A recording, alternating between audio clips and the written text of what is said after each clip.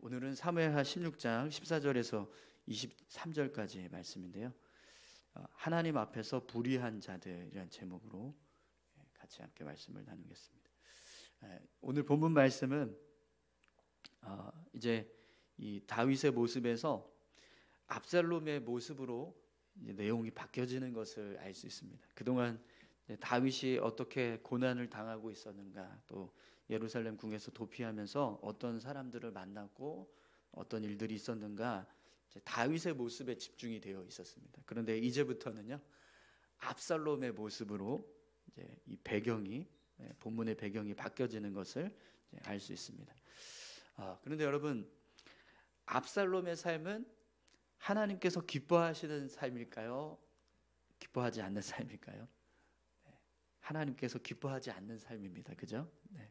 분명히 지금 압살롬이 행하고 있는 일들은 하나님 보시기에 악하고 불의한 일들이에요. 그럼 여러분, 하나님께서 기뻐하시지 않는 자의 모습이 어떤 모습인가? 그의 삶이 어떤 삶이 되고 있는가? 그 모습을 좀 우리가 같이 함께 살펴봤으면 좋겠습니다. 우선 먼저 여러분 14절 15절 말씀 함께 볼까요? 왕과 그와 함께 있는 백성들이 다 피곤하여 한 곳에 이르러 거기서 쉬니라. 압살롬과 모든 이스라엘 백성들이 예루살렘에 이르고 아히도벨도 그와 함께 이른지라. 아멘. 본문을 보면 지금 다윗과 그의 일행들은 이제 더 이상 지쳐서 도망을 칠 수 없는 그런 상황이 되었습니다. 그래서 한 곳에 머물러서 휴식을 취하는 모습을 지금 보여주고 있습니다. 그에 반해서 압살롬은 이제 예루살렘 궁에 입성을 해서 드디어 왕권을 장악하는 모습을 보여주고 있습니다. 그럼 여러분, 이 모습을 좀 한번 상상해 보시겠어요? 다윗과 그 일행들이 압살롬을 피해서 너무 지친 나머지 더 이상 피곤해서 갈 수가 없는 겁니다. 도망갈 기력도 이제 없는 거예요. 그래서 다들 한 곳에 멈춰서 그곳에서 쉼을 얻고 있습니다. 그 모습과 예루살렘 궁에 입성해서 왕권을 차지하고 있는 압살롬의 모습을 한번 이렇게 비교해서 보시기 바랍니다. 여러분, 누가 더 복된 삶이라고 할 수 있을까요?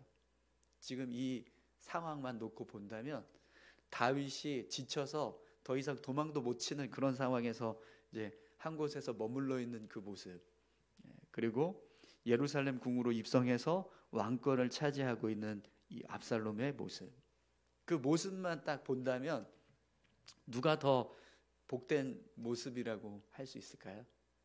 그냥 눈에 보여지는 걸로만 본다면 압살롬의 모습이 더 복되다라고 할 수 있을 것 같습니다. 그죠?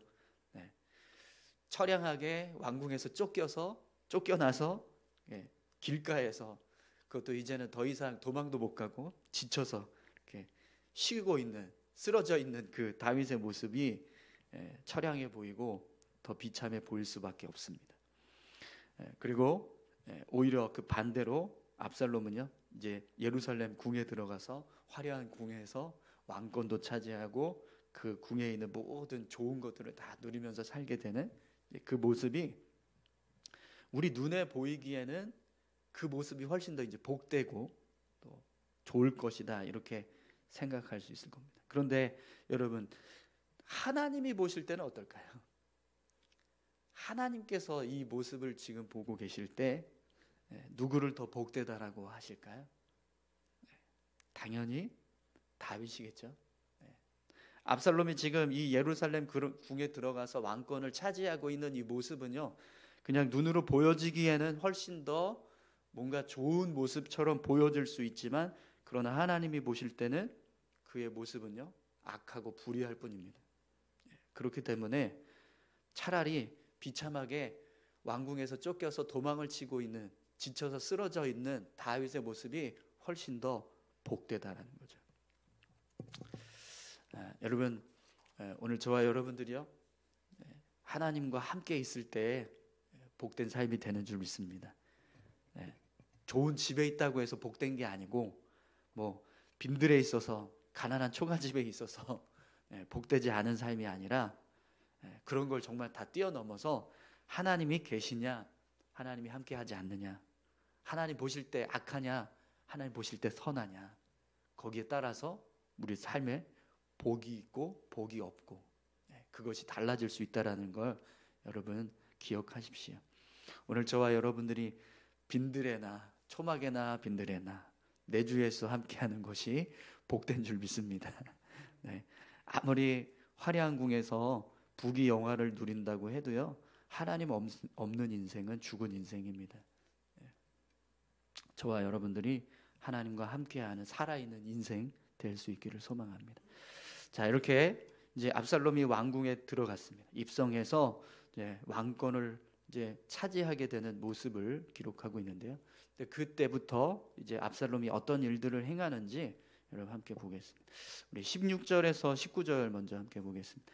다윗의 친구 아렉 사람 후세가 압살롬에게 나아갈 때에 그에게 말하기를 왕이여 만세, 왕이여 만세하니 압살롬이 후세에게 이르되 이것이 내가 친구를 후대하는 것이냐, 내가 어찌하여 내 친구와 함께 가지 아니하였느냐 하니 후세가 압살롬에게 이르되 그렇지 아니하니이다. 내가 여호와와 이 백성 모든 이스라엘의 택한 자에게 속하여 그와 함께 있을 것이니이다. 또 내가 이제 누구를 섬기리까? 그의 아들이 아니니까 내가 전에 왕의 아버지를 섬긴 것 같이 왕을 섬기리라 하니라. 아멘.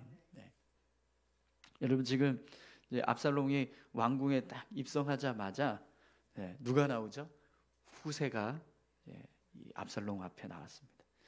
후세는요, 다윗의 명령을 받고 압살롬을 섬기는 것처럼 하면서 다윗을 돕기 위해서 예루살렘 궁으로 들어간 겁니다. 그렇기 때문에 눈에 보여지는 모습은 후세가 압살롬을 돕는 것처럼 보여지지만 사실은 후세는 다윗의 사람, 다윗을 돕기 위해서 지금 예루살렘 궁으로 들어간 거예요. 근데 그 사실을 전혀 모르고 있는 이 압살롬은요, 오늘 후세에게 후세가 왕이여 만세, 왕이여 만세 이러면서 나오니까 이것이 내가 친구를 후대하는 것이냐, 내가 어째 내 친구와 함께 가지 아니하였느냐 이렇게 묻습니다. 그러니까 후세가 또 뭐라고 대답하죠? 그렇지 아니하니이다. 내가 여호와와 이 백성 모든 이스라엘의 택한 자에게 속하여 그와 함께 있을 것이니이다. 또 내가 이제 누구를 섬기리까? 그의 아들이 아니니까 내가 전에 왕의 아버지를 섬긴 것 같이 왕을 섬기리이다. 이렇게 이야기합니다. 지금 후세는요, 압살롬이 마치 그냥 하나님이 선택을 하셔서 이스라엘의 왕이 되었고 또 모든 백성들도 이 이스라엘의 왕으로 인정하고 있는 것처럼 그렇게 이야기를 합니다. 또 그의 아버지를 내가 섬겼던 것처럼 이제는 그의 아들인 왕을 제가 섬기겠습니다. 이렇게 이야기를 해요. 근데 여러분 지금 이 후세가 이야기하는 내용들을 한번 보세요. 어떤 내용들이죠? 아주 그냥 꿀이 뚝뚝 떨어지는, 압살롬이 들을 때는 아주 좋은 소리, 귀에 아주 그냥 탁탁탁탁 붙는 그런 소리만 지금 하고 있지 않습니까? 왕이여 만세, 왕이여 만세 막 이러면서. 근데 참 그 모습이 여러분 어떤 모습인지 한번 상상해 보세요. 속은 지금 다윗을 돕기 위해서 지금 이 예루살렘 궁에 입성한 거잖아요, 후세가. 근데 그걸 모르고 하여튼 그냥 압살롬이 듣기 좋은, 아주 들었을 때 아주 기분 좋게 할 만한 그런 말만 골라서 딱 얘기를 해요. 근데 그걸 모르는 이 압살롬의 모습을 한번 생각해 보십시오. 결국 여러분 어떻게 되죠? 이 후세의 말을 듣고 압살롬이 후세를 자기 부하로 받아줍니다. 오늘 본문을 보면 더 이상의 어떤 이제 후세와 압살롬이 대화하는 내용이 없어요. 받아줬다라는 얘기입니다. 그래서 결국 이 일 때문에 여러분 어떤 일이 벌어지죠? 아히도벨이 압살롬에게 이제 다윗을 칠 수 있도록 아주 좋은 계략을 짰어요. 그래서 그 계획을 압살롬에게 이야기했지만 그걸 후세가 어떻게 하죠? 물타기로 물타기 작전을 행하면서 그 계획이 실패로 돌아가게 됩니다. 압살롬이 이 반란을, 반역을 일으킨 다윗을 쫓아내고 이 왕권을 장악하는 데 있어서 가장 중요한 작전이었는데 그 작전이 실패로 돌아가요. 그래서 결국에는요, 이런 모든 이제 반란이 진압이 되는 그런 상황으로 완전히 바뀌어지게 됩니다. 근데 지금 압살롬은요, 그 사실을 전혀 눈치채지 못하고 또 그런 일이 벌어질 거라는 걸 전혀 상상도 하지 못하고 그대로 후세를 자신의 부하로 받아들이고 있는 거예요. 그럼 여러분, 이 모습이 어떻습니까? 다윗을 돕기 위해서 압살롬에게 아첨을 하면서 자신의 정체를 숨기고 있는 이 후세의 모습은요, 사실은 압살롬이 반역을 꾀하면서 다윗 왕에게 나아가서 그에게 입맞추었던 그 모습과 똑같은 모습인 거예요. 그죠? 네. 이렇게 불의한 자는요, 자기가 살아왔던 방식 그대로 자신의 삶에 걸려 넘어지는 일들이 벌어지게 됩니다. 자신이 배신자가 되니까요, 배신하는 사람을 좋아합니다.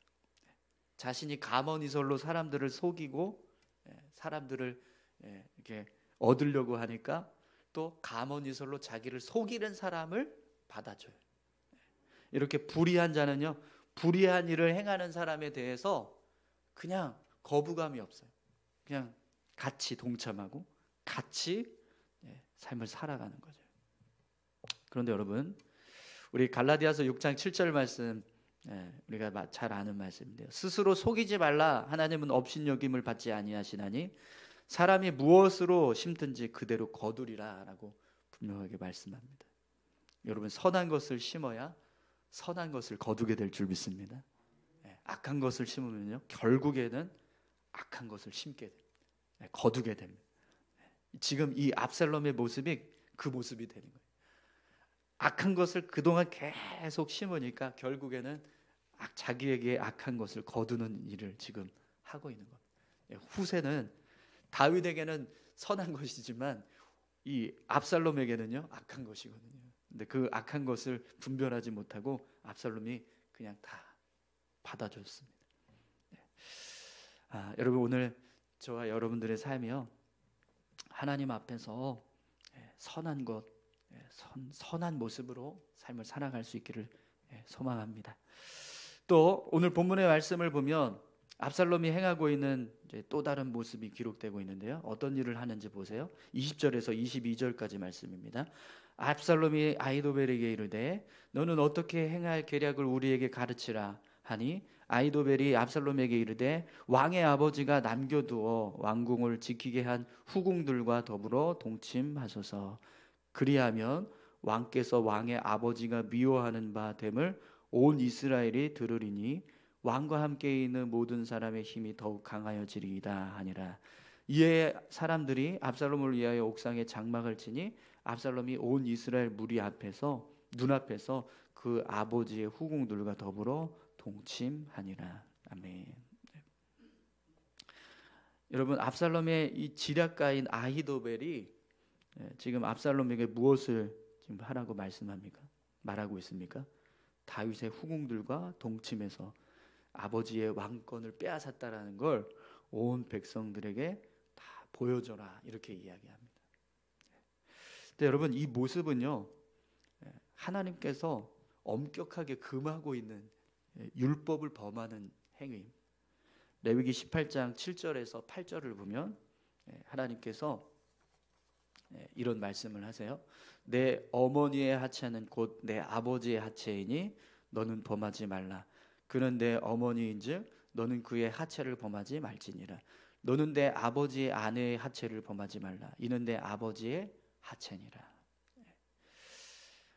이 말씀은요, 하나님께서 이스라엘 백성들이 가나안 땅에 들어가서 살아갈 때 가나안 민족들이 행하던 모습을 금하신 거예요. 가나안 땅에 살던 사람들이요, 이렇게 굉장히 성적으로 문란했어요. 어떤 질서도 없고 규칙도 없고 그냥 막 육신의 어떤 육체의 정욕에 따라서 그렇게 삶을 살아가는 그런 모습들이었습니다.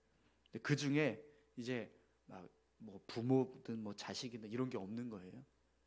그냥 뭐 정욕을 따라서 행동하는 그런 모습들이 되었던 거죠. 그런 가증한 가나안 민족들의 풍습을 하나님께서 이스라엘 백성들이 절대로 따라하지 말라고 금하셨어요. 그 중에 하나가 그 아버지의 아내를 범하는 행위입니다. 이 가나안 풍습의 모습이거든요. 이걸 하나님께서 절대로 이스라엘 백성들이 가나안 땅에 들어갔을 때 그 뜻, 그 모습 그대로 따라해서는 안 된다라고 아주 엄격하게 경고를 하십니다.